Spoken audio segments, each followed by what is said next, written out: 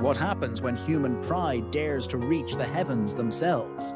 The Tower of Babel holds the answer.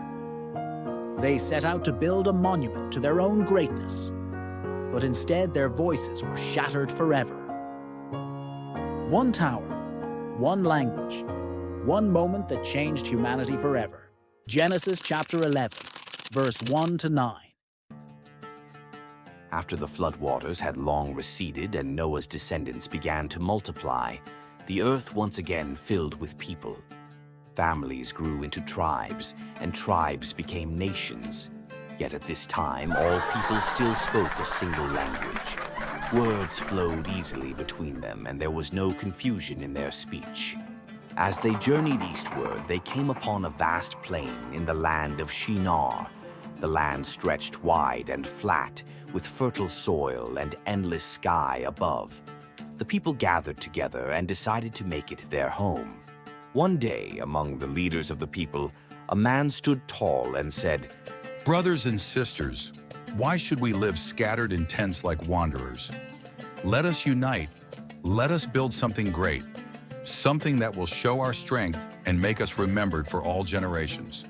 The crowd murmured in agreement, and another voice shouted, "Let us build a city, and in the heart of that city a tower so tall it will reach the very heavens."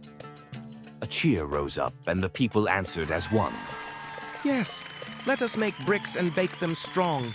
With tar for mortar, we will bind them, and with our hands, we will build a monument that touches the skies."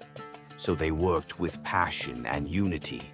Kilns burned day and night, firing clay bricks until they glowed red hot. Men carried loads upon their backs, women molded clay, and children gathered straw to fuel the fires.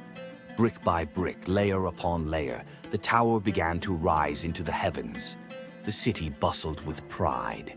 At every corner, voices rang out, "With this tower, we will make a name for ourselves. No one will scatter us. We will be as mighty as the heavens themselves." But in their ambition, they forgot the Lord who had given them life and breath. They glorified themselves instead of the Creator. From his throne above, the Lord looked down upon the city of Shinar. He saw the tower climbing ever higher, and he heard the pride in their voices. The Lord said, "Behold, they are one people, and they all speak one language. Already they begin to exalt themselves above me. If they continue in this, nothing will restrain their pride.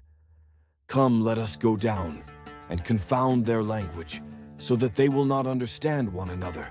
So the Lord descended. Suddenly, in the midst of their labor, confusion broke out.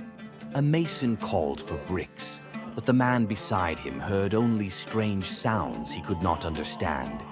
A woman shouted for mortar, but the carrier shook his head, bewildered. Voices rose in frustration. What are you saying? Cried one. "I cannot understand you." Shouted another. Soon arguments erupted. Workers laid down their tools, unable to continue. Families gathered in clusters, clinging to those who still shared their tongue. The harmony of one language was broken.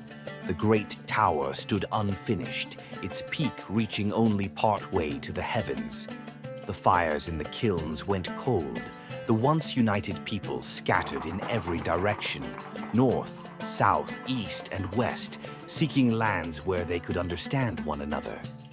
The city was called Babel, which means confusion, for it was there that the Lord confused the speech of the whole earth. And so humanity was spread across the world, just as God had intended from the beginning. This story shows that when people act out of pride, seeking to glorify themselves instead of God, their plans crumble.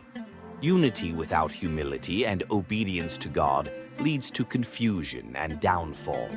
But God, in his wisdom, ensured that his purpose, to spread humanity across the earth, was fulfilled.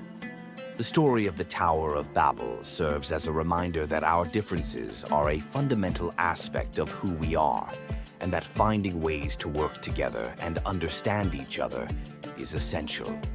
The Tower of Babel has become a cultural touchstone, symbolizing both the best and worst of human nature. If you've been inspired by this video, I'd love to hear your thoughts on the Tower of Babel in the comments below. What do you think is the most important lesson we can learn from this story? Thanks for watching. Don't forget to like, share, and subscribe for another interesting one.